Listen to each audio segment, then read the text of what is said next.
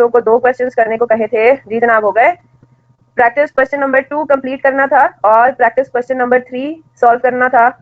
Practice question number 2 तो आधे से ज्यादा मैंने आपको करा दिया था। प्रैक्टिस क्वेश्चन नंबर 2 में ओवरहेड वेरिएंसेस कैलकुलेट करने में किसी को कोई प्रॉब्लम, कोई परेशानी, कोई टेंशन नहीं। What about practice question number 3? Practice question number 3 में पहला पार्ट था कि भाई आपको क्या करना है, अकाउंटिंग एंट्रीज पास करनी है टू रिकॉर्ड फैक्ट्री ओवरहेड्स। तो अकाउंटिंग एंट्रीज तो हमने की हुई है ना, कॉस्ट इन प्रोडक्शन के अंदर। जी आप क्या कह रहे हैं, क्वेश्चन में स्टैंडर्ड रेट्स गिवन होते हैं लेकिन एक्चुअल रेट्स नहीं गिवन होते। बजटेड और स्टैंडर्ड में बहुत कंफ्यूजन है। बजटेड और स्टैंडर्ड रेट्स मैं आपको बता चुकी हूँ, सेम होता है, रेट में कोई फर्क नहीं है। एक्चुअल रेट्स आप कैलकुलेट कर सकते हैं और एक्चुअल रेट्स आपको हमेशा गिवन होंगे सवाल में, या तो क्लियर कट गिवन होंगे या आप कैलकुलेट कर सकते हैं एक्चुअल क्वांटिटी और एक्चुअल टोटल कॉस्ट को यूज करके। इसमें क्या मसला है? प्रैक्टिस क्वेश्चन नंबर 3 में अप्लाइड एफर्ट्स में प्रॉब्लम आ रहा है। कितना प्रॉब्लम आ रहा है? अप्लाइड एफर्ट्स का है, just give me a minute.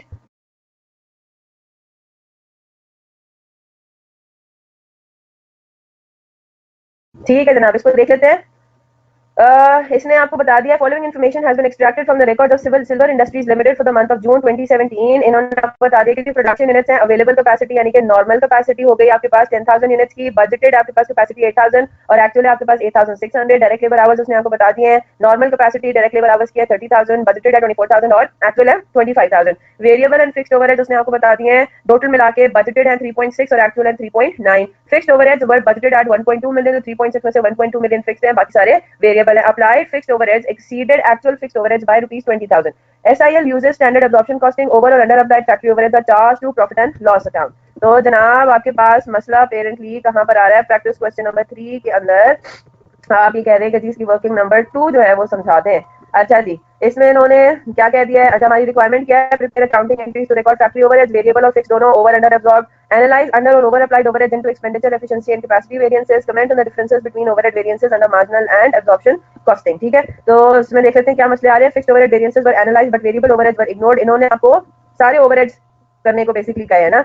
आगे बजटेड ओवरहेड्स वर कंसीडर्ड एज अप्लाइड ओवरहेड्स। तो आपको ये तो बात पता है ना कि बजटेड ओवरहेड्स तो आपकी ओवरहेड एब्जॉर्प्शन रेट कैलकुलेट करने के लिए इस्तेमाल होंगे, है ना। Applied overheads were used in the calculation of expenditure variance instead of actual overheads. तो वो आपको एक्सपेंडिचर वेरिएंस में तो आपको एक्चुअल लेना होता है ना। Instead of debiting work in process of finished goods, applied overheads were debited. The difference between actual and applied overheads was closed into over और under applied account rather than profit and loss account. अच्छा जी, this part was not attempted in most cases, those who attempted did attempt. अच्छा ये तो उन्होंने हर part का बताया है, ठीक है जनाब। तो जरा हम आ जाते हैं, हमारे पास क्या पोजीशन बनती है अकाउंटिंग एंट्री। हमने क्या करना है, आपको ये बात पता है कि आपने क्या करना होता है, वर्क इन प्रोसेस या फिनिश गुड के अंदर एब्जॉर्ब करना होता है ना। आपने एब्जॉर्ब करना होता है, तो आप ये कह रहे हैं वर्किंग 2 में मसला है, वर्किंग 1 में कोई मसला नहीं है, कोई मसला नहीं है। Standard fixed and variable overhead rate per our जो है वो आपने टोटल कैलकुलेट कर लिया। टोटल आपके पास जो बजटेड, आपने बजटेड करना होता है ना, तो आपका बजटेड जो है वो आवर्स है 24,000, 3.6 मिलियन टोटल है, तो 150 रुपी पर आवर के हिसाब से आपका स्टैंडर्ड रेट बनता है। उसमें से आपने क्या किया, standard fixed overhead rate per our आपने OAR कैलकुलेट कर लिया।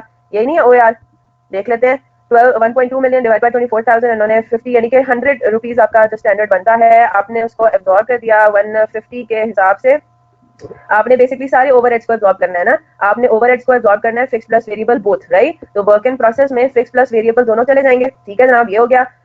फिर उसके बाद जो अंडर एब्जॉर्ब्ड ओवरहेड है 30,000 है, एक्चुअल आपके पास टोटल ओवरहेड है 3.9 मिलियन। तो 3.9 मिलियन में से आवर्स स्टैंडर्ड लिए हैं, नहीं आवर्स ये वाले लिए ना, बजटेड लिए ना, बजटेड आवर्स लिए ना।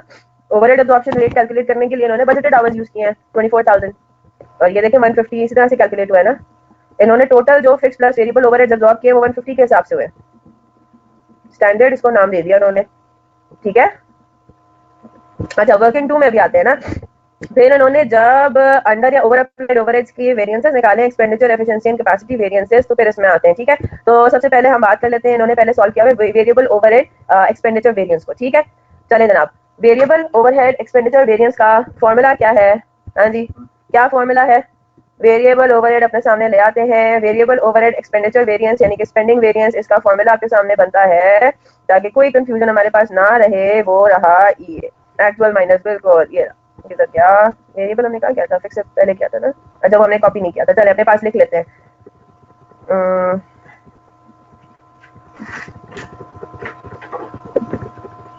चले जी, आपके पास वेरिएबल ओवरहेड स्पेंडिंग या एक्सपेंडिचर वेरिएंस क्या बनता है, या expenditure variance is equal to, हाँ जी, इसमें आपने रेट्स के दरमियान डिफरेंस लेना होता है, कीपिंग एक्चुअल आवर्स कांस्टेंट, है ना। तो हमारे पास क्या होगा, standard rate minus actual rate यानी कि standard cost minus actual cost multiplied by actual hours work. Yes, ये आपका वेरिएबल ओवरहेड स्पेंडिंग वेरिएंस बन गया है ना। रेट्स के दरमियान डिफरेंस लेना है तो अब हम इधर आ जाते हैं, क्वेश्चन पर आते हैं। क्वेश्चन में मुझे बात बताइए, आपका जो स्टैंडर्ड रेट बनता है वो क्या बनता है? 3.6 मिलियन में से हमें पता है कि 1.2 मिलियन जो है वो आपका क्या है, फिक्स्ड ओवरहेड्स है। तो रिमेनिंग आपके क्या हो जाएंगे, वेरिएबल ओवरहेड्स, है ना। तो जरा वर्किंग नंबर 2 में आते हैं। वर्किंग नंबर 1 से वो ऑब्वियसली बात रिलेट करेगा। हमारा जो वेरिएबल ओवरहेड्स का स्टैंडर्ड रेट है वो बनता है 50 रुपी पर आवर, है ना। यहाँ तक बात समझ आ गई? 50 रुपी पर डायरेक्ट लेबर आवर ये हमारा स्टैंडर्ड रेट बनता है जिसका वेरिएबल ओवरहेड्स का यूजिंग बजटेड इन्फॉर्मेशन। और आपको ये बात पता है कि बजटेड रेट और स्टैंडर्ड रेट एक ही चीज होती है। मैं बार बार बात रिपीट कर रही हूँ, ठीक है। तो 50 रुपी पर आवर के हिसाब से हमने इसको यहाँ पे इनकॉर्पोरेट कर लिया। यहाँ पे मसला क्या आ रहा है तो हम जरा देख लेते हैं। एक्चुअल रेट आपका क्या बनता है? एक्चुअल रेट इन्होंने आपको ये बता दिया कि 3.9 मिलियन यहाँ का है। Applied fixed overhead exceeded actual fixed overhead by ₹20,000। तो जरा पहले हम अपने वेरिएबल ओवरहेड का एक्चुअल रेट निकालने के लिए हमें थोड़ी सी वर्किंग करनी पड़ेगी ना। टोटल एक्चुअल ओवरहेड, ठीक है बेटा, स्टैंडर्ड फिक्स्ड ओए आ रहा है ना। हाँ तो क्या हो गया मसला, टोटल एक्चुअल ओवरहेड कितने हैं? 3.9 मिलियन, है ना। टोटल एक्चुअल ओवरहेड कितने हैं? इसमें से मैंने क्या लेस करने हैं? Actual fixed overhead. क्यों? ताकि मेरे पास एक्चुअल वेरिएबल ओवरहेड आ जाए to calculate actual rate of variable overhead. बात समझ आ गई?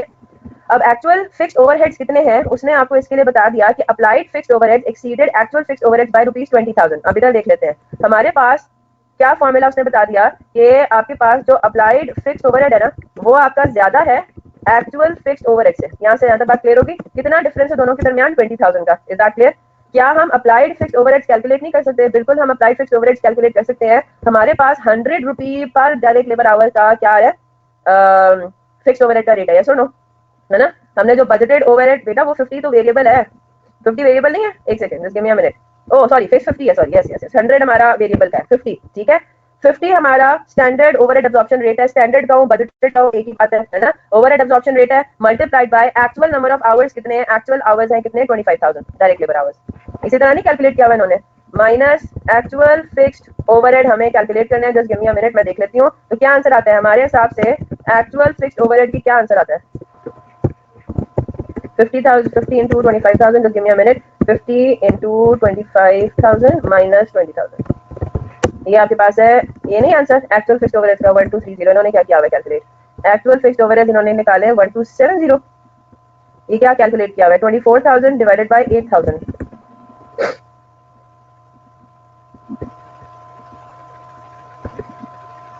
इन्होंने पर यूनिट निकाला ना।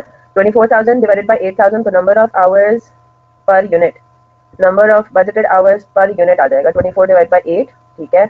इनके पास आ गया पर यूनिट 8,600।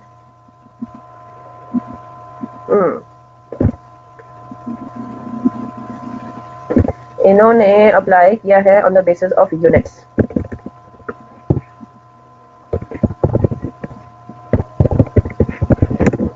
$25,800 आवर्स लगने चाहिए थे। ओहो एक सेकेंड, आप जरा आए इधर। हमने एक और चीज भी तो पढ़ी थी। क्या चीज पढ़ी थी कि अगर आपके पास इन्होंने रेट आपको दिया हुआ हो, जैसा ओवरहेड एब्जॉर्प्शन रेट हमने कैलकुलेट किया ना 50 रुपी पर डायरेक्ट लेबर आवर, तो जरा मुझे बताएं उस केस में अप्लाइड फिक्स्ड ओवरहेड का फॉर्मूला क्या बनता है? हाँ जी, ये चीज हमने पढ़ी हुई है ना, जरा वो अप्लाई करके देखते हैं। इधर क्या हमारा, मैंने आपको लिखवाया हुआ भी है, क्या लिखवाया हुआ है? फिक्स्ड ओवरहेड में आए।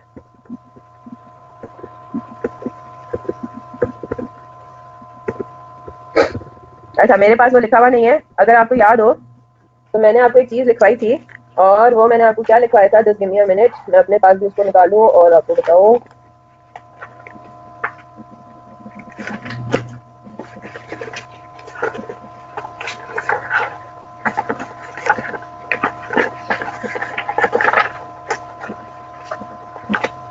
हाँ जी, जरा नोट्स बताइए, नोट्स निकालें अपने और उसमें मुझे जरा देखकर बताएं। मैंने आपको ये बात लिखवाई हुई थी कि अगर आपके पास इन्होंने आवर्स में आपको दिया हुआ रेट याद है, जरा निकाले फिक्स्ड ओवरहेड वाला क्वेश्चन निकाले। हाँ जी निकाला। उसमें क्या फॉर्मूला हमने इस्तेमाल किया अप्लाइड फिक्स्ड ओवरहेड के लिए? अप्लाइड फिक्स्ड ओवरहेड के लिए क्या हमने फॉर्मूला यूज करना है? Standard hours for actual production multiplied bye overhead absorption rate. हाँ जी याद आ गया, यहाँ पे वो अप्लाई होगा ना। इधर हम लोग ओवरहेड एब्जॉर्प्शन रेट क्या इस्तेमाल कर रहे हैं? इधर हमने ओवरहेड एब्जॉर्प्शन रेट इस्तेमाल किया 50 रुपी पर डायरेक्ट लेबर आवर, है ना। 50 rupees per direct labour our. तो मुझे बात बताइए यहाँ पे अप्लाइड फिक्स्ड ओवरहेड का फॉर्मूला क्या बनता है? Standard hours for actual production, yes और no, multiplied by standard rate, यही बनता है।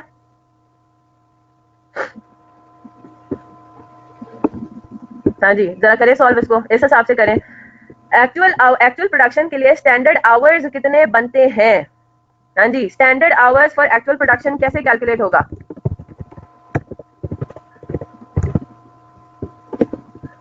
हाँ जी हसनैन, ये आप क्या कह रहे हो? 3G, हाँ जी रिपीट कर दूं? एक मिनट, मैं जरा अपने भी मैं आपको लेकर आऊँ जहाँ पे मैंने आपको लिखवाया हुआ है, ताकि आपको वो स्टेटमेंट आप मैच कर लें। Just give me a minute, मैं आपको स्टेटमेंट पूरा बताती हूँ जो मैंने आप लोगों को लिखवाया था।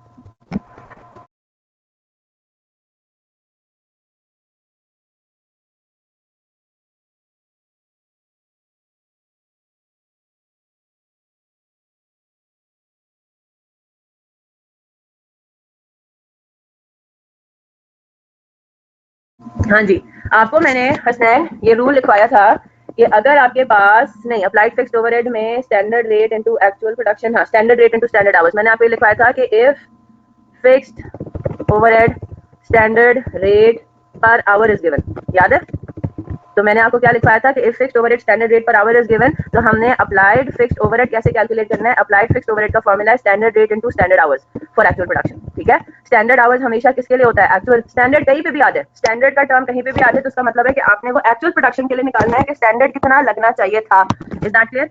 तो ये चीज मैंने आपको लिखवाई थी एक्जैक्टली इसी तरीके से। तो अगर मैं आपसे पूछूं कि standard hours for actual production बनते कितने हैं, तो मुझे बताएं जरा, हमने क्या कैलकुलेट किया हुआ था बजटेड के हिसाब से? हमारे पास स्टैंडर्ड आवर्स फॉर कितने बनते हैं पर यूनिट? हम ये कैलकुलेट करेंगे कि भाई हमें लगाने कितने चाहिए थे स्टैंडर्ड के हिसाब से, यानी कि बजटेड के हिसाब से 24,000 डायरेक्ट लेबर आवर्स हम कह रहे थे फॉर 8,000 यूनिट्स, यानी कि ऑन अ स्टैंडर्ड नोट अगर हम स्टैंडर्ड बेसिस कैलकुलेट करें तो एक घंटे एक यूनिट पे कितने घंटे लगने चाहिए थे? 3।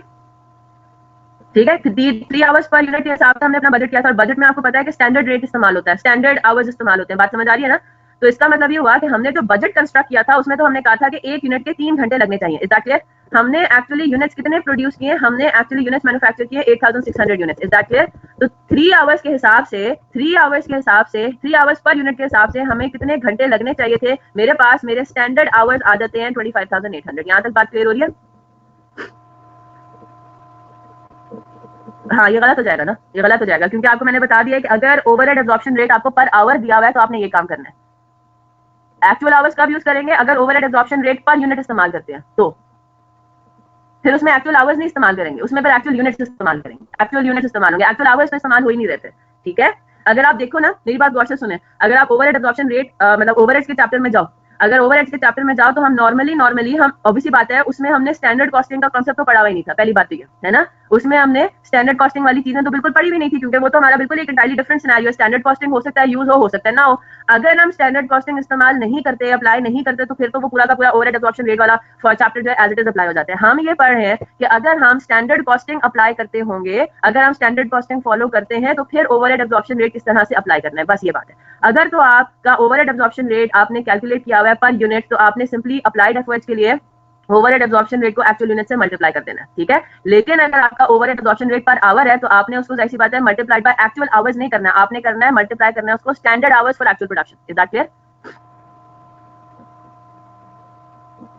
ठीक है ना, अगर ओवरहेड एलोकेट ही प्रोडक्शन यूनिट्स की बेसिस पे करें तो नॉर्मली हम मतलब बाय डिफॉल्ट हम आवर्स के बेसिस पे करते हैं। मोहम्मद अहमद,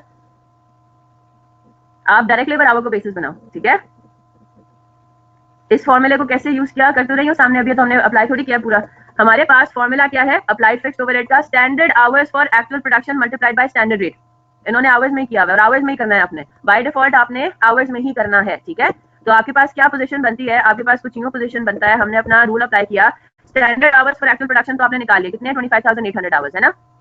ठीक है, क्वेश्चन में आपको स्टैंडर्ड रेट कितना दिया हुआ है? फिक्स्ड ओवरहेड का स्टैंडर्ड रेट आपके पास है 50। ठीक है, तो आपके पास टोटल अप्लाइड फिक्स्ड ओवरहेड कितना आ जाता है? 25,800 multiplied by 50। Is that clear? 1290,000। यहाँ तक बात समझ आ गई? तो मैंने इस फॉर्मूले को अप्लाई कर दिया ना, standard hour for actual production is 25,800 multiplied by standard rate fixed overhead का कितना है? इट्स 50 रुपी पर डायरेक्ट लेबर आवर। हाँ सेम ही आएगा बच्चे, लेकिन आप ऑन द फर्स्ट मतलब आप अपने हमने नॉर्मली क्या पढ़ा हुआ है? Overhead absorption rate. अब अगर आपको ऑप्शन गिवन है कि आप यूनिट्स के बेसिस पर भी कैलकुलेट कर सकते हो, डायरेक्ट लेबर आवर के बेसिस पर भी कैलकुलेट करो, तो is better if you go through direct labour hours, है ना। बाय डिफॉल्ट हम कोशिश ये करते हैं आपको आईकैप के सॉल्यूशंस में भी डायरेक्ट लेबर आवर ही इस्तेमाल होता हुआ नजर आएगा। तो कर लो आप भले यूनिट से, उससे आंसर आपका गलत नहीं आएगा, लेकिन just to get an idea कि भाई हम किसको प्रेफर करें, direct labour hours is preferable, तो हम डायरेक्ट लेबर आवर्स को इस्तेमाल कर रहे हैं। Is that clear? अगर आपने यूनिट से करना यूनिट से कर लो। ठीक है। तो अगर if you are using standard, मतलब आपका जो स्टैंडर्ड OAR अगर आप यूज कर रहे हैं, अगर आप स्टैंडर्ड ओवरहेड एब्जॉर्प्शन रेट इस्तेमाल कर रहे हैं पर डायरेक्ट लेबर आवर, तो उसके अंदर इस बात को याद रखना है, अप्लाइड फिक्स्ड ओवरहेड का फॉर्मूला बन जाता है standard hour for actual production multiplied by standard rate. ठीक है। और अगर आप स्टैंडर्ड OAR, ये मैं आपको लिखवा चुकी हूँ, ठीक है, स्टैंडर्ड ओवरहेड एब्जॉर्प्शन रेट अगर आप इस्तेमाल कर रहे हैं पर यूनिट, स्टैंडर्ड OAR आपका पर यूनिट है, तो फिर उसमें आपका अप्लाइड फिक्स्ड ओवरहेड जो है वो आपका हो जाता है सिंपल अप्लाइड फिक्स्ड ओवरहेड, उसमें आ जाता है जी standard rate multiplied by actual production. ठीक है, actual production in units multiplied by standard rate. Is that clear? तो दोनों में फर्क क्यों आ गया? दोनों में फर्क आया आपका स्टैंडर्ड कॉस्टिंग की वजह से। स्टैंडर्ड कॉस्टिंग के अंदर आपको ये रूल याद रखना है। फिर आपने एक्चुअल आवर्स नहीं इस्तेमाल करेंगे, सेल्स वॉल्यूम डायरेक्ट निकाल दें। एफओएच का सेल्स वॉल्यूम, एफओएच का वॉल्यूम वेरिएंस क्या कह रहे हो आप? मुझे समझ नहीं आई सवाल क्या आपका है।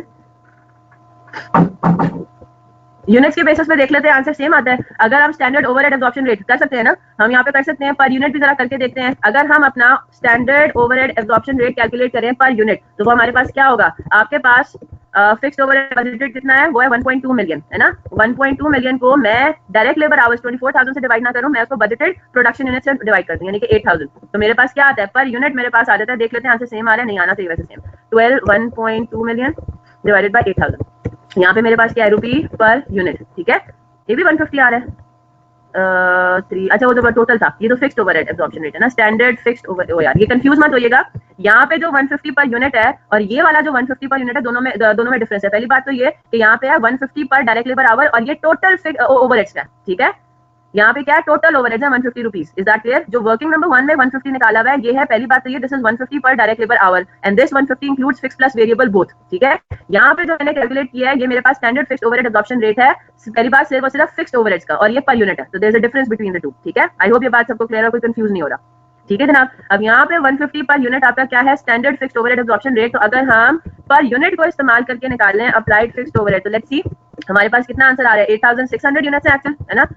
एक्चुअल यूनिट्स कितने? 8,600 इंटू 150। नहीं, मुझे लग रहा है कुछ गड़बड़ है, या ठीक है? ओह बिल्कुल ठीक आ रहा है, हाँ सही आ गया। Is that clear?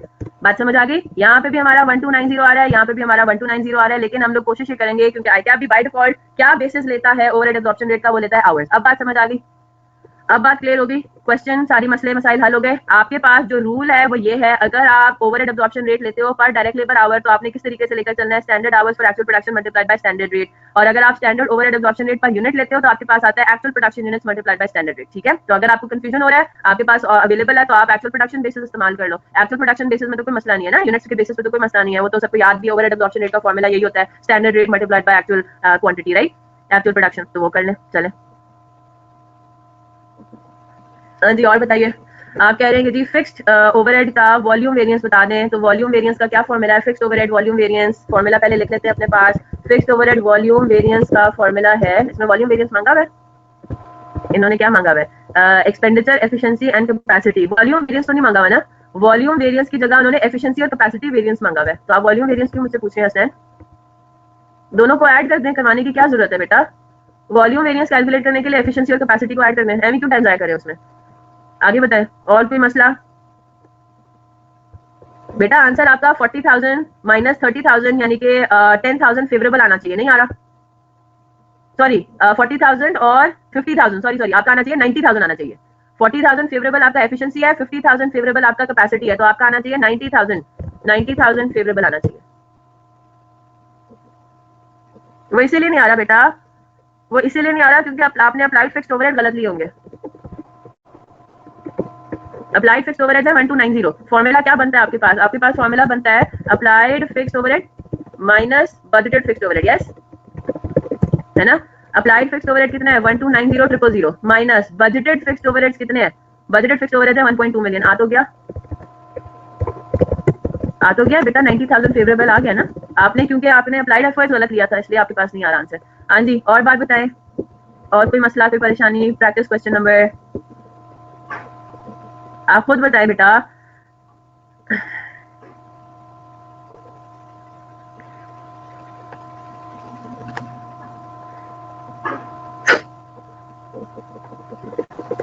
अब्दुल्ला का सवाल है, adverse variance under applied and favourable over applied होते हैं। हाँ जी, एडवर्स वेरिएंस मुझे बताइए, एडवर्स के केस में क्या होता है कि आपका अप्लाइड फिक्स्ड ओवरहेड है ना, अप्लाइड फिक्स्ड ओवरहेड ज्यादा होता है, कम होता है? कम होता है एक्चुअल से, है ना।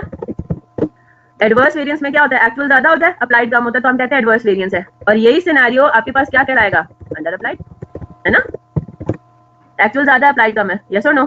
फेवरेबल ऑपोजिट है, फेवरेबल के केस में अप्लाइड फिक्स्ड ओवरहेड ज्यादा होता है और क्या कम होता है, एक्चुअल कम होता है ना। फेवरेबल हम कह देते हैं एक्चुअल फिक्स्ड ओवरहेड आपका कम है, अप्लाइड ज्यादा है, इसको हम क्या कहेंगे, ओवर अप्लाइड। हाँ जी, और बताएं। That's it, practice question number 3 का। और कोई मसला? चले जी जल्दी से आते हैं। हमने आज जो है मिक्स एंड यील्ड वेरिएंसेस करना है, फिर उसका एक छोटा सा कॉन्सेप्ट रह जाएगा, वो फिर मैं मुझे लग रहा है हम टाइमली बेसिस पे उसको कवर नहीं कर पाएंगे, तो छोटा सा कॉन्सेप्ट रह जाएगा मिक्स एंड यील्ड वेरिएंसेस का, वो फिर हम कल कर लेंगे। और कल इंशाल्लाह हम लोग फिर उसके साथ ही short term decision making start कर देंगे। बस एक दो सवाल मैंने अभी कराने हैं, एक आपको होम असाइनमेंट मिलेगा, बाकी फिर इंशाल्लाह एक छोटा सा कॉन्सेप्ट रह जाएगा। क्लास वर्क नंबर 10 जो है वो फिर हम इंशाल्लाह कल करेंगे। क्लास वर्क 7 पर आते हैं, लेकिन क्लास वर्क 7 से पहले जरा हम एक ऑब्वियसली बात, एक अंडरस्टैंडिंग ले लें। हमारे पास सिर्फ एक टाइप ऑफ वेरिएंस रहता है एंड दो मतलब बेसिकली दो वेरिएंसेस हैं, लेकिन these relate to one major variance, और वो है मिक्स एंड यील्ड वेरिएंसेस का। ठीक है, तो जरा मैं उसके बैकग्राउंड पर आ जाती हूँ। बैकग्राउंड उसका ये है कि जब हम मटेरियल की बात करते हैं, है ना, तो मटेरियल में दो वेरिएंसेस होते हैं, ठीक है जनाब, material price and material usage variance. ठीक है, अब अगर मैं आपको ये कहूँ कि भाई आपके पास एक से ज्यादा मटेरियल इस्तेमाल हो रहा है एक प्रोडक्ट में, ठीक है, सो फार हमने जितने भी क्वेश्चंस किए हैं उसमें फिनिश्ड गुड में एक टाइप ऑफ मटेरियल इस्तेमाल हो रहा है, उसमें उसने आपको मटेरियल ए मटेरियल बी करके कभी नहीं कहा, है ना। उसने कहा कि बस डायरेक्ट मटेरियल जो है वो 15 किलोग्राम इस्तेमाल होना चाहिए एट द रेट ऑफ ₹15 पर केजी, है ना, और so on and so fourth. तो वो एक ही मटेरियल की बात करते हैं कि एक ही मटेरियल लगना है। अगर आपके पास एक से ज्यादा मटेरियल लग रहा हो, रॉ मटेरियल ए भी लग रहा होगा, रॉ मटेरियल बी भी लग रहा होगा, तो पहली बात तो ये कि हमने हर मटेरियल की प्राइस वेरिएंस अलग कैलकुलेट करनी है, ठीक है। दूसरी बात ये कि जब आप दो टाइप्स ऑफ मटेरियल इस्तेमाल कर रहे हो प्रोडक्ट में, एक से ज्यादा, तीन भी हो सकते हैं, ठीक है, तीन भी हो सकते हैं, चार भी हो सकते हैं, तो जब आप एक से ज्यादा रॉ मटेरियल इस्तेमाल कर रहे होते हैं एक प्रोडक्ट में, और वो रॉ मटेरियल ऐसे हैं कि वो इंटरचेंजेबली यूज हो सकते हैं, यानी कि आप एक प्रोडक्ट में अगर फॉर एग्जाम्पल आपने ये कहा है कि मैं 50-50 लगा सकता हूँ, यानी कि 50% मटेरियल ए लगाऊं, 50% मटेरियल बी लगाऊं, ये आपका स्टैंडर्ड है, ठीक है।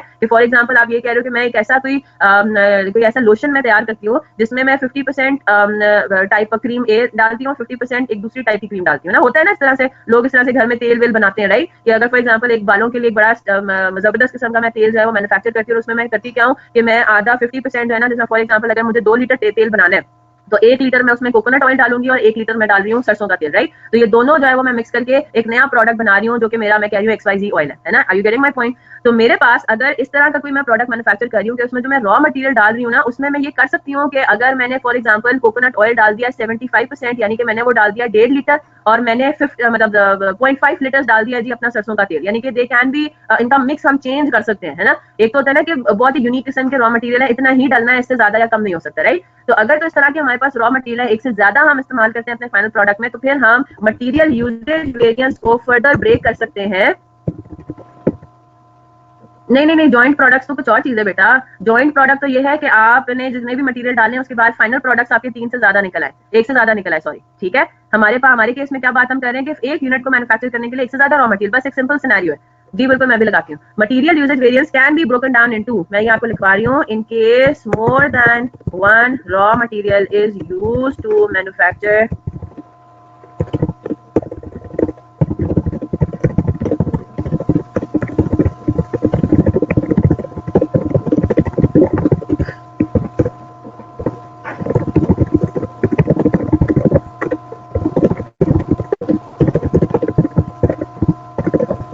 ठीक है जी। सबसे पहले हम इनके फॉर्मूलाज लिखेंगे, ठीक है, और फिर उसके बाद हम एक छोटी सी एग्जांपल करेंगे इसको समझने के लिए। बहुत इंटरेस्टिंग है, सिंपल भी है काफी हद तक, ठीक है। तो let's go for them.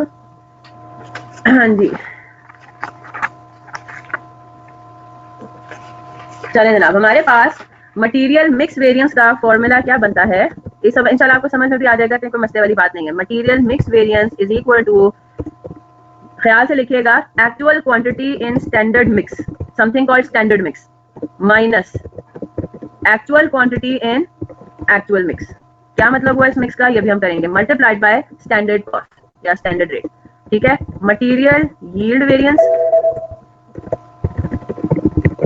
Is equal to standard quantity in standard mix multi minus actual quantity in standard mix, this whole expression multiplied by standard rate. Copy कीजिए, कर लें तो डन लिख दीजिएगा।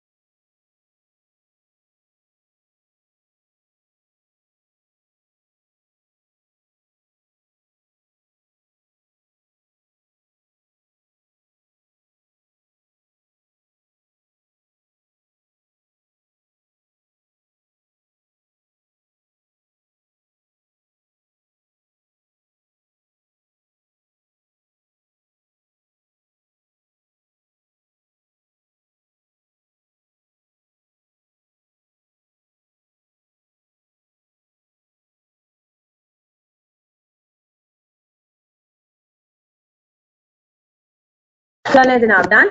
अब इसके अंदर हम क्या बात कह रहे हैं, अगेन वही वाली बात आ जाती है कि अगर मैंने आपको ये कहा है कि भाई स्टैंडर्ड हमारा कितना है कि मैंने 50% कोकोनट ऑयल डालना है और 50% मैंने डालना है सरसों का तेल, है ना।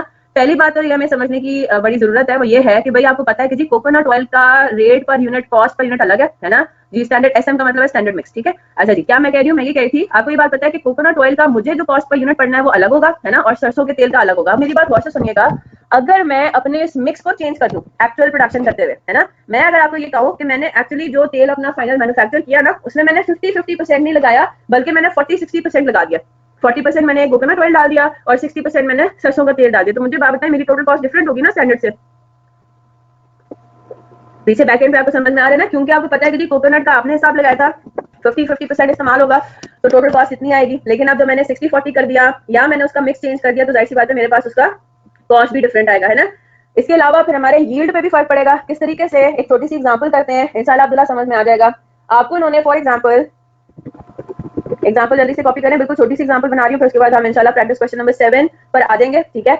बेसिकली हुआ ये कि प्रैक्टिस क्वेश्चन नंबर 7 उन्होंने जो है ना वो मतलब बीच में दे दिया। मैं से क्लास ऑफ 7 सॉरी, मैं से हम क्लास ऑफ 8 कर चुके हैं, है ना। 7, 9, 10, 11 हमारे सिर्फ ये रह गए, जिसमें से एक जो है वो मैं इंशाल्लाह आपको कल कराऊंगी, बाकी सब जो है वो आज मैं करा के होम असाइनमेंट भी आपको देने का प्लान है उन्हीं में से, ठीक है। इन्होंने फॉर एग्जाम्पल आपको स्टैंडर्ड कॉस्ट पर यूनिट कुछ ऐसे दी हुई है। किस तरीके से दी हुई है, उसने आपको ये बताया हुआ है कि आपके पास जो मटीरियल इस्तेमाल होने हैं वो 3 है, ठीक है। एक है ए, दूसरा है बी, तीसरा है सी। मटेरियल ए का उसने आपको बताया हुआ है कि इसका जो इस्तेमाल होना है ना एक यूनिट में, यूजेज कितना है, 4 किलोग्राम इस्तेमाल होने एट द रेट ऑफ ₹200 पर केजी, ठीक है। तो इसमें मेरे पास टोटल भी आ जाएगा, है ना, मैं टोटल भी कैलकुलेट कर सकती हूँ। 4 into 200 यानी कि 800 रुपए का एक यूनिट में मटीरियल ए लगना है, ठीक है। फिर वो कह रहा है, दूसरा वो कह रहा है कि भाई मेरा 2 किलोग्राम लगना है मटेरियल बी का भी एट द रेट ऑफ ₹500 पर केजी, ठीक है जी। यानी कि अगर मैं एक यूनिट का हिसाब लगाऊं तो 2 into 500 यानी कि 1000 रुपए का मेरे पास मटेरियल बी लगना है, ठीक है। और मटेरियल सी लगना है मेरे पास 3 KG at the rate of ₹150 पर केजी, ठीक है। तो ये मेरे पास आ गया कि मटेरियल सी जो एक यूनिट में टोटल लगेगा वो लगेगा ₹450 का, ठीक है जनाब। यहाँ तक बात समझ आ गई। तो टोटल अगर मैं देखूं, बाकी आपको लेबर शेबर में जाने की जरूरत नहीं, क्योंकि अब हम वापस से सिर्फ और सिर्फ मटेरियल वेरिएंसेस में आके खड़े हो गए ना। तो इसका मतलब ये हुआ कि एक यूनिट ऑफ फिनिश गुड को मैन्युफैक्चर करने के लिए टोटल आपको कितने किलो मटेरियल का लगाना है, 4 + 2 + 3 कितने हो गए, 9 किलोग्राम, है ना। 9 किलोग्राम मटेरियल का लगेगा और उस टोटल 9 किलोग्राम मटेरियल की टोटल कॉस्ट कितनी बन रही है, 2250। इज दैट क्लियर, ठीक है जनाब। तो अगर मैं आपको ये कहूँ कि मेरे पास जो डायरेक्ट मटेरियल का लगना है वो टोटल कॉस्ट है उसकी 2250 पर यूनिट, है ना। 9 किलोग्राम लगेगा और उसका ब्रेकअप कुछ यूं है। अब ब्रेकअप ऑब्वियसली बात है अपने अपने प्रोपोर्शन में, है ना। 4 kilogram that 200, 2 kilogram that 500, 3 kilogram that 150 पर केजी। यहाँ तक बात समझ आ गई। अब हमें ऑब्वियसली बात है वो क्या देगा, actual data for the month, ठीक है। अब पूरे महीने में अब आपको बता रहा है कि आपने एक्चुअली किया क्या है, आपके पास एक्चुअल सिनेरियो क्या है। फिनिश्ड गुड्स टोटल प्रोडक्शन आपने कितनी की है, आपने टोटल प्रोडक्शन किया है फॉर एग्जांपल 3000 यूनिट्स की, ठीक है। 3000 यूनिट्स की आपने प्रोडक्शन किया है और आपने जो मटेरियल यूज किया है ना वो कुछ यूं किया है, material A, material B, material C, ठीक है। टोटल जो आपने मटेरियल इस्तेमाल किया है वो किया है 12800 किलोग्राम, ठीक है, 6300 किलोग्राम और 8300 केजी, ठीक है। साथ में आपको मैं यहाँ पे क्या दे रही हूँ, एक्चुअल रेट भी बता रही हूँ।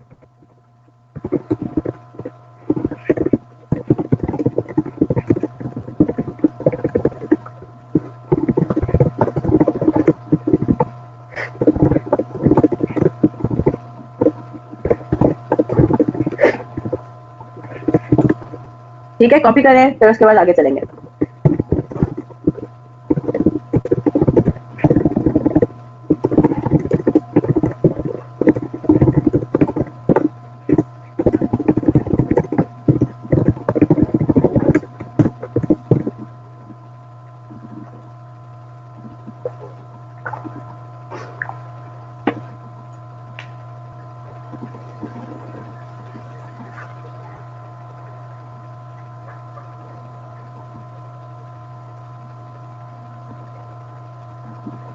कर दिया कॉपी? चले हम काम अपना स्टार्ट करते हैं मटेरियल प्राइस वेरिएंस से। ठीक है, मटेरियल प्राइस वेरिएंस पर आते हैं। पहली बात तो ये कि अब आपका एक मटेरियल प्राइस वेरिएंस नहीं निकलेगा, बल्कि आपके तीन मटेरियल प्राइस वेरिएंसेस निकलेंगे। ठीक है, यहाँ तक बात क्लियर होगी। मटेरियल प्राइस वेरिएंस का फॉर्मूला क्या है? मटेरियल प्राइस वेरिएंस का क्या फॉर्मूला, जल्दी से बताएं। इसमें हम रेट्स का डिफरेंस लेते हैं, है ना। तो हमारे पास क्या है? Standard cost minus actual cost multiplied by actual quantity, है ना। एक्चुअल क्वांटिटी कंज्यूम्ड, तो हम जैसी बात है मटेरियल यूज हमारे पास ये आ रहा है ना। मैं या तो इसको इस तरह से लिखूं या फिर जिस तरह मैंने आपको लिखवाया हुआ है, standard cost multiplied by actual quantity, एक ही बात है ना। Actual quantity minus actual cost multiplied by actual quantity, एक ही बात है। ठीक है, एक ही बात है बिल्कुल। Standard rate multiplied by actual quantity, इसमें एक्चुअल क्वांटिटी को हमने कॉमन रखा हुआ है, इसको हमने ब्रैकेट से बाहर लिया है। ये काम भी कर सकते हैं, मैथ में आप कर सकते हैं। अब आप क्या करेंगे? हर मटेरियल का अलग अलग मटेरियल प्राइस वेरिएंस कैलकुलेट होगा। पहली बात तो ये, ठीक है, सिंपल है। जरा कैलकुलेट कर लेते हैं। क्या फॉर्मूला बनता है हमारा? स्टैंडर्ड कॉस्ट मटेरियल ए का स्टैंडर्ड रेट आपने कितना रखा था? मटेरियल ए का आपने स्टैंडर्ड रेट रखा था 200 रुपए पर किलोग्राम, है ना। तो अब 200 और 220 के दरमियान डिफरेंस है ना। 200 माइनस 220 इंटू एक्चुअल क्वांटिटी आपने कंज्यूम कितनी की है? यहाँ पे यूज और कंज्यूम, परचेज और कंज्यूम एक ही है, तो हमने कर दिया इसको 12,800 से। ठीक है, ये हमारे पास आ जाएगा मटेरियल ए का। ये तो सिंपल हो गया, 200 माइनस 220, हमारे पास एडवर्स वेरिएंस आ गया 12,800। 2,56,000 हमने यहाँ पे लिख दिया, ये एडवर्स वेरिएंस। इसी तरह से डी का, डी में आपके पास जो आपने स्टैंडर्ड कॉस्ट रखी थी वो तो रखी थी 500 पर किलोग्राम। ठीक है, आपको एक्चुअली पड़ी कितनी? 450। तो यहाँ पे तो आपको फेवरेबल नजर आ रहा है। 500 स्टैंडर्ड था, 450 एक्चुअल पड़ा, मल्टीप्लाइड बाय कितने आपने किलोग्राम्स कंज्यूम किए हैं? 6,300। ठीक है, इजी। यहाँ पे तो कोई मसला नहीं। यहाँ पे पॉइंट सिर्फ ये था कि अब आपकी हर चीज, हर मटेरियल का अलग अलग कैलकुलेट होगा। ठीक है, ये आपके पास आ गया फेवरेबल। और तीसरे सिनेरियो में भी, सी में भी आपने कहा था कि जी आपको 150 रुपए पर किलोग्राम स्टैंडर्ड पड़ेगा, आपको पड़ा 160। तो यहाँ पे आपको नजर आ रहा है एडवर्स ही है, एक्चुअल आपको ज्यादा पड़ा है ना। 150 माइनस 160 मल्टीप्लाइड बाय 8,300। ये आई होप मुझे समझाने की ना जरूरत है और ना आपको भी जरूरत पड़ेगी समझने की, क्योंकि ये चीज तो बिल्कुल स्ट्रेट फॉरवर्ड है। 8,300, ज्यादा से ज्यादा हम ये बात कह सकते हैं कि भाई टोटल हमारा जो नेट हमारा प्राइस वेरिएंस है मटेरियल, वो कितना है? 2,400 एडवर्स। ठीक है, टोटल हमने कैलकुलेट कर लिया। क्लियर? जल्दी से यहाँ पे कॉपी करें फिर आगे चलते हैं।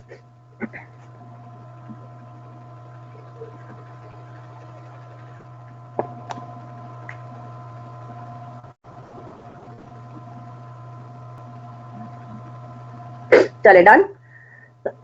अब हम आ जाते हैं, दूसरा जो हमने वेरिएंस पढ़ा था वो पढ़ा था मटेरियल यूजेज वेरिएंस, है ना।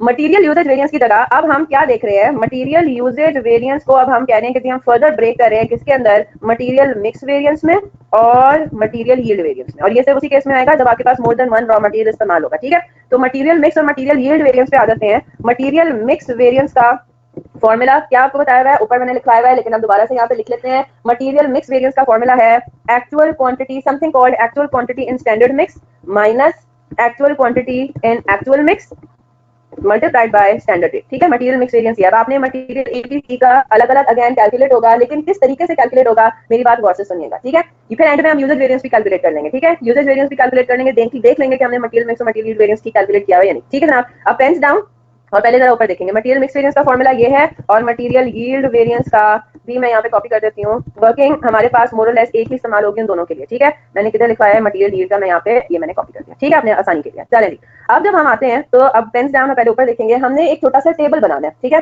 टेबल की हेडिंग्स क्या होंगी? Standard quantity in standard mix, ठीक है, फिर actual quantity in actual mix, और तीसरा कॉलम होगा actual quantity in standard mix. ठीक है, ये तीन आपके पास कॉलम्स हो गए। अच्छा, मैं सबसे पहले कॉलम के बारे में जरा डिस्कस करूंगी। ठीक है, actual standard quantity in standard mix, जहां पे भी स्टैंडर्ड क्वांटिटी का टर्म इस्तेमाल आ जाए हो जाए, तो हमने ये कहना है एक्चुअल यूनिट्स प्रोड्यूस के लिए कितना मटेरियल रिक्वायर्ड था। ऐसा नो, स्टैंडर्ड के अंदर हम क्या करते हैं? एक्चुअल के ऊपर फोकस करते हैं ना। तो जरा इधर आ जाते हैं। मैं अगर आपसे ये पूछूं, मेरे पास, मुझे क्वेश्चन में, आप जरा क्वेश्चन के ऊपर आए वापस जरा। मैं अगर आपसे ये पूछूं कि एक्चुअल यूनिट्स मैन्युफैक्चर करने के लिए, जो कि मेरे कितने 3000 है ना, एक्चुअल प्रोडक्शन मेरी कितनी है? 3000 यूनिट्स। मैं अगर आपसे पूछूं 3000 यूनिट्स को मैन्युफैक्चर करने के लिए मुझे मटेरियल ए, बी और सी कितना लगाना चाहिए था, तो मुझे जरा कैलकुलेट करके बताएं तीनों की अमाउंट्स। 3000 यूनिट्स को कैलकुलेट करने मैन्युफैक्चर करने के लिए मुझे कितने किलोग्राम ए के लगाने चाहिए थे, बी के लगाने चाहिए थे और सी के लगाने चाहिए थे? हाँ जी,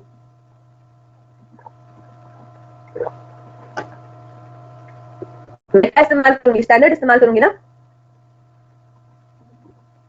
हाँ जी, एबीसी के कितने बनते हैं?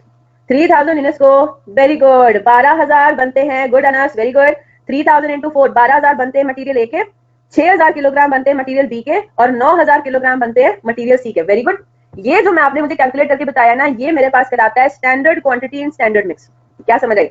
ये जो आपने मुझे कैलकुलेट करके बताया, ये क्या कहलाता है? Standard quantity in standard mix. यानी कि मैंने ये कैलकुलेट कर लिया एक्चुअल यूनिट्स को मैन्युफैक्चर करने के लिए मुझे कितने किलोग्राम ए, बी और सी के लगाने चाहिए थे स्टैंडर्ड रेशो के को मद्देनजर रखते हुए। तो स्टैंडर्ड रेशो मेरा क्या है? 4:2:3 है ना।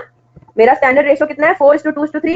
4 किलोग्राम मटेरियल ए के, 2 किलोग्राम मटेरियल बी के और 3 किलोग्राम मटेरियल सी के लगने चाहिए थे। यहाँ तक बात क्लियर होगी। तो स्टैंडर्ड मिक्स मेरा क्या है? 4:2:3, ठीक है।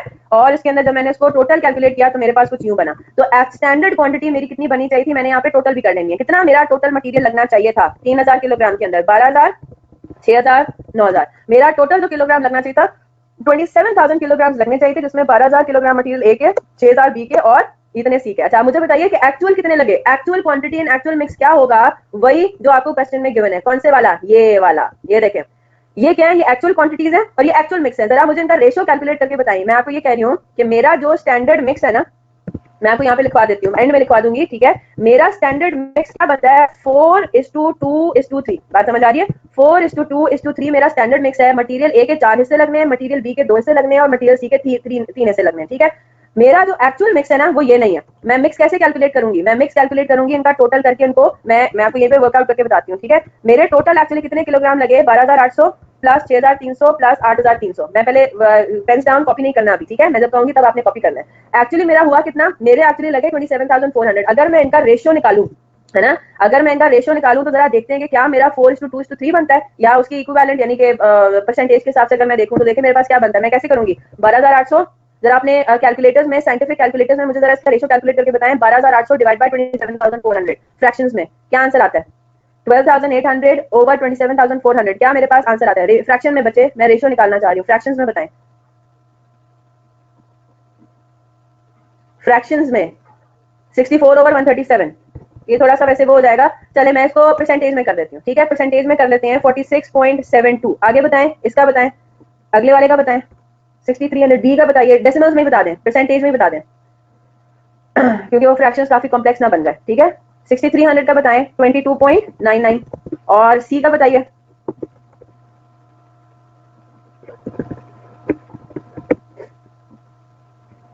30.29, है ना। ये आपका बना, टोटल 100 बन गया, ठीक है। मैं जरा देखती हूँ, ये मेरे पास हो गए एक्चुअल परसेंटेजेस, है ना।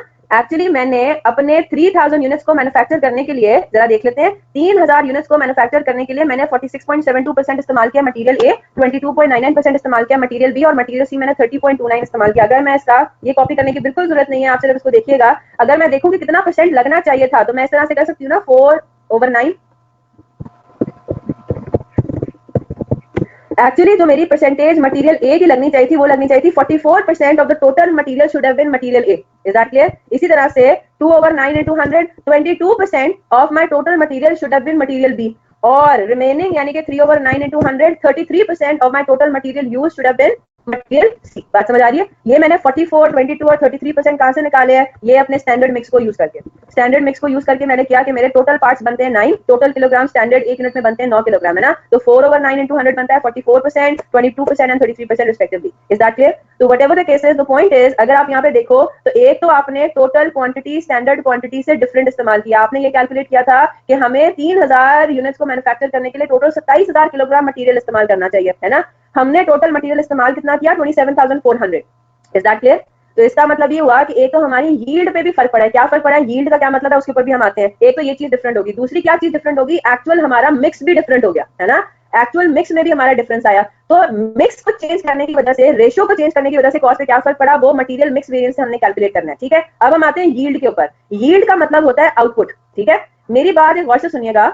अगर मैंने ये कैलकुलेट किया हुआ है कि 27,000 किलोग्राम को इस्तेमाल करके मुझे 3,000 यूनिट्स मैन्युफैक्चर करने चाहिए, है ना, ये कैलकुलेट किया ना। तो अगर मैंने 27,400 किलोग्राम मटेरियल इस्तेमाल कर लिया तो आइडियली मेरा आउटपुट भी ज्यादा होना चाहिए था ना, थोड़ा सा, है ना। यानी कि मेरे यील्ड पे भी फर्क पड़ा है। इसको आप बिल्कुल उसी तरह से समझ लें कि मेरी एफिशिएंसी इनएफिशिएंट मैंने कर लिया, मुझे उतने ही आउटपुट को मैन्युफैक्चर करने के लिए मैंने ज्यादा मटेरियल इस्तेमाल कर दिया। ठीक है, ये अब हम जरा फॉर्मुलाज के ऊपर आ जाते हैं, फॉर्मुलाज के थ्रू इसको समझेंगे। मिक्स वाली बात आई होप आपको समझ में आ गई है। ठीक है, मिक्स वाली बात आपको समझ में आ गई है। तो हमारा जो यूजेज वेरिएंस होता है ना, कि हमने कितना मटेरियल कंज्यूम किया, उसको फिर हम दो हिस्सों में ब्रेक कर देते हैं। एक आपका हिस्सा है जिसको हम कहेंगे मिक्स वेरिएंस, कि हमने जो मटेरियल कंज्यूम किया है वो किस रेशियो में करना चाहिए था और किस रेशियो में एक्चुअली किया, उसकी वजह से मेरी कॉस्ट पे क्या फर्क पड़ा। ठीक है, और फिर मैं ये भी कैलकुलेट करूंगी कि मुझे कितना करना चाहिए था अल्टीमेटली टू मैन्युफैक्चर 3000 यूनिट्स, और मैंने कितना एक्चुअली किया, मैंने उसके दरमियान भी डिफरेंस फाइंड आउट करके वो मेरा यील्ड वेरिएंस कहलाएगा। ठीक है, अब हमारे पास ये तीन मेजर कॉलम्स है। Actual quantity and actual mix क्या है? Actual quantity and actual mix तो सीधा सीधा ये आ गया, ये एक्चुअल मटेरियल यूज्ड है ना, और एक्चुअल मिक्स के अंदर है। तो 12800, 6300 और 8300 ये हमारे पास बन गया actual quantity in actual mix. ये तो हमने एज इट इज कॉलम में लिख देना है जो क्वेश्चन में गिवन होगा, 12800, 6300 और 8300। ठीक है, टोटल इसका मतलब है एक्चुअल क्वांटिटी यूज्ड आपका कितना है? 27400। यहां तक बात सबको क्लियर हो गई? Standard quantity and standard mix हो गया। 3000 यूनिट्स को मैन्युफैक्चर करने के लिए कितना कितना मटेरियल एबीसी लगाना चाहिए था और टोटल मटेरियल कितना लगना चाहिए था, ये तो हो गया standard quantity and standard mix. Actual quantity and actual mix तो वही होगा जो सवाल में गिवन होगा कि 3000 यूनिट्स को मैन्युफैक्चर करने के लिए आपने टोटल मटेरियल लगाया कितना और किस रेशियो में लगाया, ये आपका हो गया actual quantity and actual mix. अब हम आते हैं actual quantity and standard mix. Actual quantity अगर हम इस्तेमाल करते, यानी कि वही 27,400 किलोग्राम ही लगाते जो हमने एक्चुअली लगाया है ना, अगर हम 27,400 किलोग्राम ही लगाएं लेकिन उसको लगाएं स्टैंडर्ड मिक्स में, हमारा स्टैंडर्ड मिक्स क्या है? स्टैंडर्ड मिक्स हमारा है 4:, क्या स्टैंडर्ड मिक्स था? 4:2:3। मेरी बात समझ आ रही है? अगर हम एक्चुअल क्वांटिटी ही इस्तेमाल करते लेकिन वो इस्तेमाल करते 4:2:3 के रेशो में, तो फिर हमारा मटेरियल एबीसी कितना लगता? कैलकुलेट करके बता सकते हैं? 27,400 ही हमने यूज किया, मल्टीप्लाइड बाय 4/9। क्या आंसर आ रहा है? 12178। हाँ जी, बात समझ आ रही है? 12178 ये हमारे पास कहलाएगा actual quantity in standard mix. बाकी दो के भी जरा कैलकुलेट करके मुझे फिगर्स बताएं।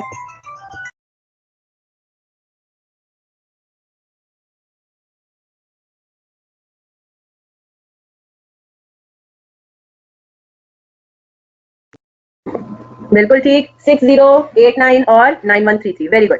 ठीक है जनाब, यहाँ पे बात क्लियर होगी। 27,400 इंटू 2/9, ये आपके पास हो जाएगा 6089, और ये आपके पास हो जाएगा 27,400 इंटू 3/9। इसकी बात सबको समझ में आ रही है?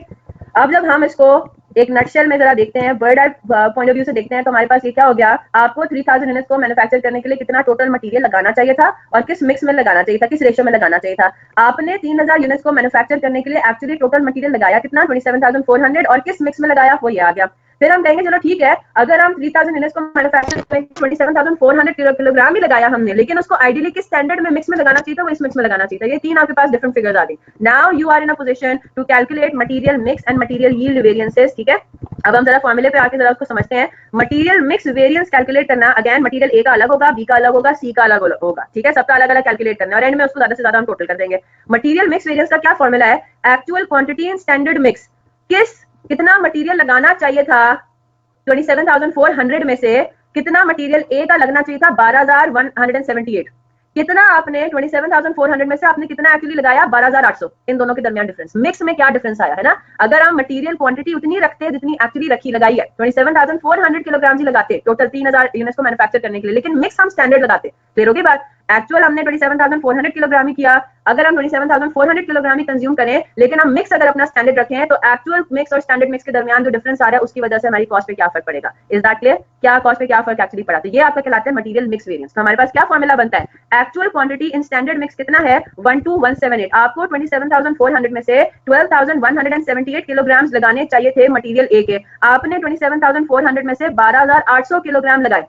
Actual quantity and actual mix है ना, मल्टीप्लाइड बाय मटेरियल ए का स्टैंडर्ड रेट क्या है? हर मटेरियल का स्टैंडर्ड रेट अलग अलग है ना। मटेरियल ए का स्टैंडर्ड रेट है 200 पर किलोग्राम, तो 200 rupees per kilogram standard cost हो गई। यहाँ पे आपको नजर आ रहा है कि एडवर्स वेरिएंस आएगा, हमने ज्यादा लगा दिया अपने मिक्स स्टैंडर्ड मिक्स के पॉइंट ऑफ व्यू से। ठीक है, उससे ज्यादा हमने लगाया तो और मैंने यहाँ पे लिख दिया adverse variance. Is that clear?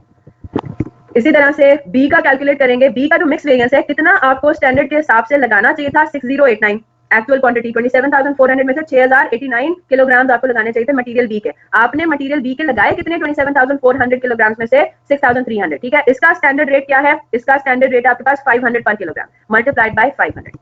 यहाँ पे भी आपको एडवर्स नजर आ रहा है, आप इसको एडवर्स ले लेंगे 6089 माइनस 6300 मल्टीप्लाइड बाय 500। बेटा एडवर्स है, अभी आपने स्टैंडर्ड से ज्यादा लगा दिया, आखिरी वाले में फेवरेबल है ना। अब आप खुद देखें, मेरी बात गौर से सुनिएगा, 27,400 में से जब आपने मटेरियल ए और मटेरियल बी पे स्टैंडर्ड से ज्यादा लगा दिया तो मटेरियल सी के लिए अब कम बच गया ना।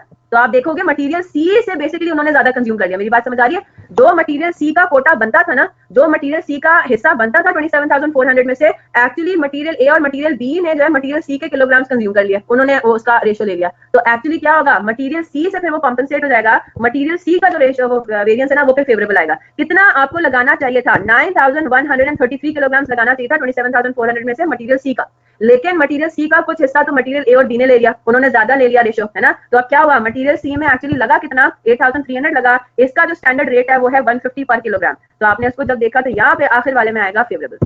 Is that clear? तो मेरे पास क्या आंसर आ रहा है, 9133 माइनस 8,300 मल्टीप्लाइड बाय 150, ये मेरे पास आ गया जी favourable variance. Is that clear, yes और नो?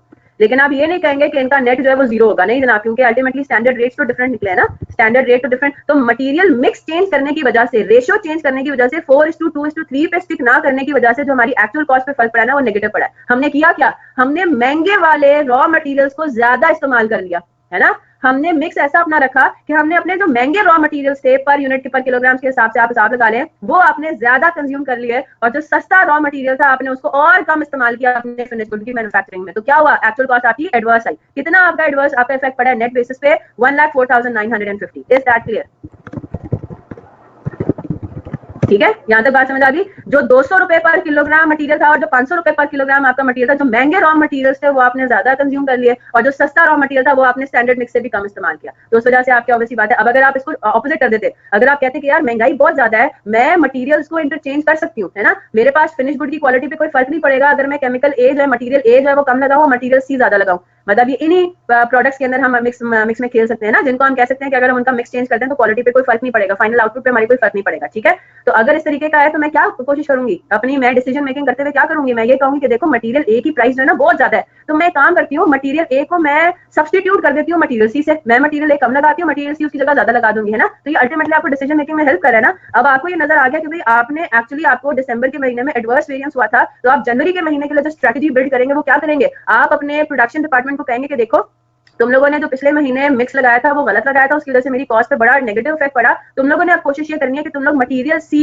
स्टैंडर्ड से ज्यादा इस्तेमाल करो। ठीक है, तुम लोग सी का जो स्टैंडर्ड मिक्स है ना वो तुम लोग बढ़ा दो, क्योंकि वो सब्स्टिट्यूटेबल है, वो मटेरियल ए और मटेरियल बी की जगह इस्तेमाल हो सकता है। तो ठीक है, तुम लोग मटेरियल ए और बी भी इस्तेमाल करो क्योंकि वो इंपॉर्टेंट है, वो वाइटल है, लेकिन ए और बी का तुम लोग स्टैंडर्ड कम कर दो और मटेरियल सी को ज्यादा इस्तेमाल करना शुरू कर दो, तो manufacture 1 unit of product. Is that clear? तो हो गई ना, वेरिएंस को इस्तेमाल करके हमें बात समझ में आ रही है क्या मसला हुआ, और उसको केटर टू करने के लिए हम अपनी डिसीजन मेकिंग चेंज कर सकते हैं, अपनी डिसीजन उसी हिसाब से ऑल्टर कर सकते हैं। अब हम आ जाते हैं किसके ऊपर, मटेरियल यील्ड वेरिएंस पे। जाने जनाब, मटेरियल यील्ड वेरिएंस भी ए, बी और सी का अलग अलग कैलकुलेट होगा। मटेरियल यील्ड वेरिएंस का क्या फॉर्मूला है, standard quantity in standard mix. हम आते हैं कि भाई हमें एक्चुअल लगाना जो चाहिए था ना 27,000, अब हम 27,000 और 27,400 के दरमियान बहस करेंगे कि एक तो बात ये हुई हमारी कॉस्ट पे एडवर्स वेरिएंस इसलिए आया क्योंकि आप लोगों ने महंगा मटेरियल स्टैंडर्ड से ज्यादा लगा दिया था। ठीक है, एक तो मिक्स की वजह से चेंज करने की वजह से हमारी टोटल कॉस्ट पे एडवर्स वेरिएंस है, टोटल कॉस्ट हमारी स्टैंडर्ड से बढ़ गई, एक्चुअल कॉस्ट ज्यादा है ना। दूसरा हमारा फर्क क्या आया, क्योंकि आपको लगाना ही 27,000 चाहिए था, पहली बात तो ये है ना, आपने तो उल्टा 27,400 लगाया। तो अब हम ये देखेंगे कि भाई जो हमने 27,000 लगाना चाहिए था और जो हमने एक्चुअली 27,400 लगा दिया उसके दरमियान वेरिएंस। अब हम क्या कहेंगे, हम ये कहेंगे कि भाई मिक्स की तो बाद में बात करते हैं, पहले तो आप हमें ये बताओ, आपको 3,000 यूनिट्स को मैन्युफैक्चर करने के लिए मटेरियल ए लगाना था 12,000 किलोग्राम। ठीक है, क्लियर के बाद मटेरियल ए को मैन्युफैक्चर करने के लिए आपको 12,000 किलोग्राम लगाना चाहिए था, आपने एक्चुअल लगाई है 27,400। चलो अगर हम मिक्स के बारे में बहस नहीं भी करते, अगर हम ये बात कहते हैं कि चलो आपने 27,400 स्टैंडर्ड मिक्स के हिसाब से लगाया तो फिर भी आपने ज्यादा लगाया है ना, 12,178 आपने किलोग्राम लगाए, हालांकि लगाए नहीं है, लेकिन हम ये कह रहे हैं कि इग्नोरिंग मिक्स हम ये इसको कंसिडर नहीं करते कि आपने मिक्स भी चेंज किया। अगर हम ये बात भी कह देते हैं कि आपने स्टैंडर्ड मिक्स लगाया, स्टैंडर्ड मिक्स के हिसाब से काम किया, तब भी आपने ज्यादा जो है वो कंज्यूम कर लिया। मेरी बात समझ आ रही है? तो मटेरियल यील्ड वेरिएंस में क्या फॉर्मूला बनता है, standard quantity in standard mix. अब इस कॉलम और इस कॉलम का डिफरेंस है। ठीक है, हमने स्टैंडर्ड मिक्स सेम रखा, हमने कहा स्टैंडर्ड मिक्स अगर हम रखते हैं उसके बावजूद आपकी एक्चुअल और स्टैंडर्ड क्वांटिटीज के दरमियान डिफरेंस आ रहा है। ठीक है जनाब, तो standard quantity in standard mix आपका कितना बनता है, ए का बनता है कि जी आपको 12,000 किलोग्राम लगाने चाहिए थे स्टैंडर्ड मिक्स के अंदर, आपने स्टैंडर्ड मिक्स में 12,178 की इक्विवेलेंट यूनिट्स लगाए, 200 रुपए पर किलोग्राम आपका स्टैंडर्ड कॉस्ट है, तो आपके पास यहाँ पे एडवर्स वेरिएंस आता है। Is that clear? यहाँ तक बात सबको समझ में आ रही है? ये आपके पास आ गया एडवर्स वेरिएंस। फिर हम आते हैं मटेरियल बी के ऊपर। मटेरियल बी का जल्दी से यील्ड वेरिएंस निकालें, फॉर्मूला भी ऊपर लिखा हुआ है और बाकी सारी इन्फॉर्मेशन आपको यहाँ पे गिवन है। चलें जल्दी से मटेरियल बी का मुझे यील्ड वेरिएंस कैलकुलेट करके बताएं। 44,500। अब यहाँ पे भी हम देख रहे हैं मटेरियल बी लगाना कितना चाहिए था, 6000 किलोग्राम स्टैंडर्ड मिक्स में। स्टैंडर्ड मिक्स में रहते हुए आपने कितना लगाया, 6089 लगा दिया, उसकी इक्विवेलेंट लगा दिया, लगाया नहीं लेकिन स्टैंडर्ड मिक्स को मद्देनजर रखते हुए, ठीक है। तो आपके पास कितना आ गया, 6000 लगाना चाहिए था स्टैंडर्ड मिक्स में। स्टैंडर्ड मिक्स के इक्विवेलेंट कितना निकला, 6089 मल्टीप्लाइड बाय स्टैंडर्ड कॉस्ट है 500, ठीक है। रेट ऊपर भी आपने मिक्स में भी स्टैंडर्ड रेट इस्तेमाल करना है, यील्ड में भी स्टैंडर्ड रेट इस्तेमाल करना है। तो आपके पास कितना है, 89 इंटू 500, ये आपके पास आ गया एडवर्स, ठीक है जी, ये आपके पास आ गया एडवर्स। और तीसरे में आप क्या कहेंगे, 9000 किलोग्राम स्टैंडर्ड बनता है, 9133 किलोग्राम आपका एक्चुअल मिक्स के हिसाब से बन गया और एक्चुअल क्वांटिटी के हिसाब से बन गया at the rate of 150। Is that clear? तो ये आ जाता है 133 टू 150, ये भी आपका एडवर्स है। यहाँ तक बात समझ आ गई सबको? तो टोटल जो आपका आपने जो मटेरियल एक्चुअली ज्यादा इस्तेमाल किया है उसकी वजह से आपके पास टोटल एडवर्स वेरिएंस आता है कितना, मटेरियल यील्ड का इतना। Is that clear? मैं यही किस्सा कहानी यही है। अब आप मटेरियल यूजेज वेरिएंस कैलकुलेट कर लेंगे, इसको आप घर पे चेक कर लीजिएगा, ठीक है। मटेरियल यूजेज वेरिएंस में मटेरियल यूजेज का फॉर्मूला निकालेंगे, ए बी सी का अलग अलग करेंगे और उसको अल्टीमेटली चेक कर लेंगे मटेरियल ए का टोटल यूजेज वेरिएंस क्या होना चाहिए, दिस प्लस दिस, ठीक है। आप पहले अलग से फॉर्मूला, इसका जो मटेरियल यूजेज का क्या फॉर्मूला है, मटेरियल यूजेज वेरिएंस का क्या फॉर्मूला है, standard quantity for actual production minus actual quantity for actual production multiplied by standard rate. Yes, A का मैं सॉल्व करवा देती हूँ, ठीक है, यही आंसर आना चाहिए, ठीक है। स्टैंडर्ड क्वांटिटी क्या बनती है, स्टैंडर्ड क्वांटिटी बनती है 12000, ठीक है। स्टैंडर्ड क्वांटिटी बनती है 12000, एक्चुअल क्वांटिटी कितनी बनती है 12800, ठीक है, यही है ना। स्टैंडर्ड क्वांटिटी कितनी बनती है 12000 और एक्चुअल क्वांटिटी बनती है 12800। ये भी हम यूजेज वेरिएंस को कोरोबरेट कर रहे हैं, चेक कर रहे हैं। मल्टीप्लाइड बाय स्टैंडर्ड रेट कितना है 200, क्या आंसर आ रहा है 800। ये आ रहा है 1,60,000 एडवर्स। जरा चेक कर ले क्या मेरे मटेरियल ए के मिक्स और यील्ड वेरिएंसेस को जब हम ऐड करते हैं तो यही आता है 1,60,000 ही आता है। This should be equal to minus 1,24,000 124,400 minus 35,600। क्या यही आ रहा है, सेम आ रहा है ना? तो इसका मतलब है आपने ठीक काम किया है ना। नॉर्मल फॉर्मुलेस को यूज करके मटेरियल यूजेज वेरिएंस निकाला तो 1,60,000 आया, फिर आपने मटेरियल मिक्स और मटेरियल यील्ड वेरिएंस को ऐड किया तो ये भी नेगेटिव 1,60,000 आया। इसका मतलब है आपने सही काम किया है। बी और सी का चाहे तो आप कर लीजिएगा, ठीक है। अब हम जल्दी से आते हैं क्लास वर्क नंबर 7 पे। क्लास वर्क नंबर, अब मैं आपको होम असाइनमेंट ही दे रही हूँ, ठीक है। क्लास वर्क नंबर 7 बहुत स्ट्रेट फॉरवर्ड है, बिल्कुल कोई मसले वाली इसमें चीज नहीं है। आपने इसमें जो वेरिएंसेस कैलकुलेट करने हैं, पहले तो price mix and yield variance for each material. अब आपको ये बात समझ आ गई कि जब एक से ज्यादा मटेरियल इस्तेमाल होगा तो सारे के सारे मटेरियल वेरिएंसेस हर मटेरियल का अलग अलग निकलेगा, ठीक है।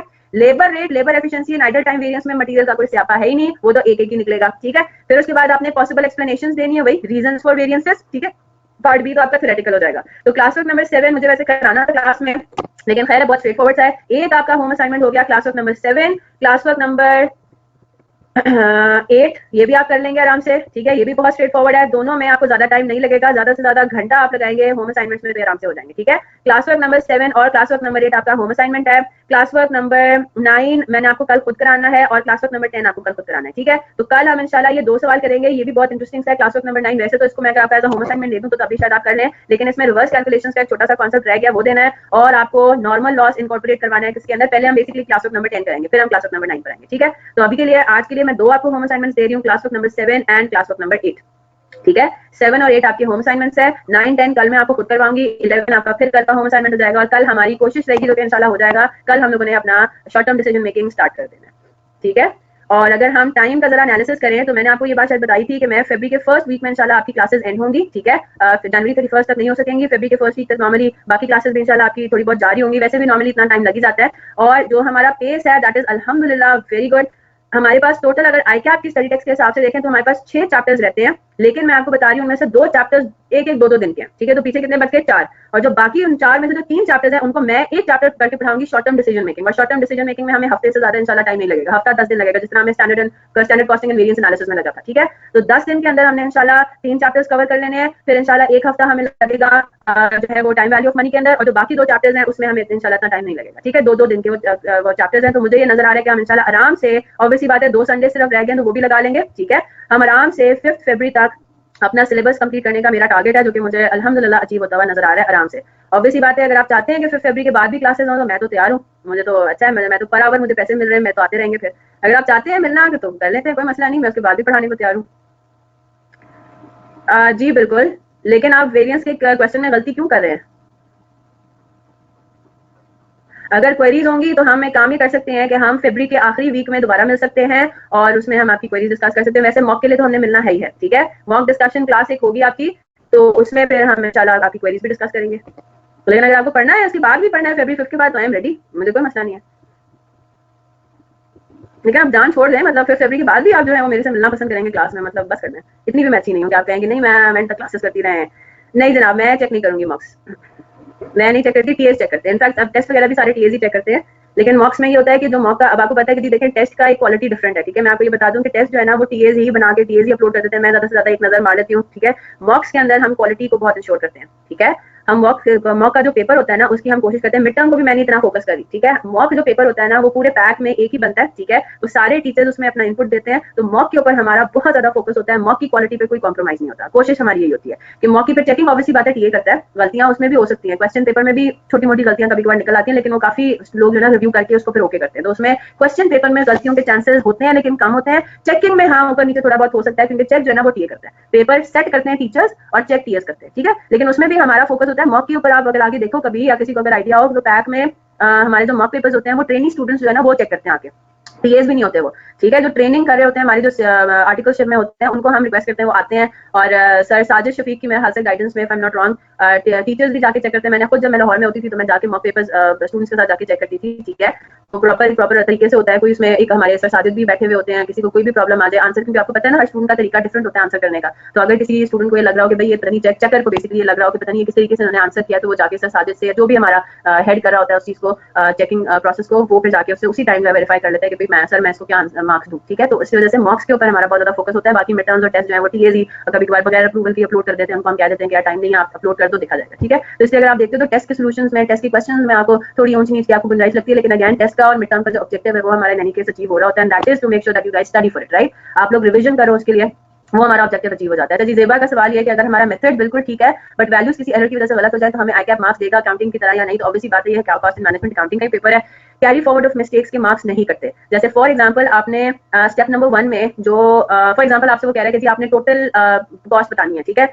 ईओक्यू का कोई क्वेश्चन है उसमें आपको वो कह रहा है कि जी आपने इतना जो है, बहुत सिंपल सा मैं एग्जांपल दे रही हूँ कि वो आपको बता रहा है कि जी ये ऑर्डर साइज है, आपने total of purchase cost, total of ordering cost and total of holding cost calculate करके बतानी फॉर एग्जांपल। अब अगर आपने ईओक्यू ही गलत कैलकुलेट किया, ईओक्यू गलत कैलकुलेट हुआ तो ऑर्डर साइज ऑब्वियसली बात है गलत हो गया, ऑर्डर साइज अगर गलत हुआ तो नंबर ऑफ ऑर्डर्स गलत हो गए, है ना। नंबर ऑफ ऑर्डर्स गलत हुए तो टोटल ऑर्डरिंग कॉस्ट गलत हो गई। अगर आपने ईओक्यू गलत कैलकुलेट किया और उसकी वजह से आपका होल्डिंग कॉस्ट और ऑर्डरिंग कॉस्ट पे फर्क पड़ा है, तो आप याद रखिएगा एज लॉन्ग एज आपने ऑर्डरिंग कॉस्ट और होल्डिंग कॉस्ट का फॉर्मूला सही अप्लाई किया हुआ आपको मार्क्स मिल जाएंगे, even though your total cost will be incorrect.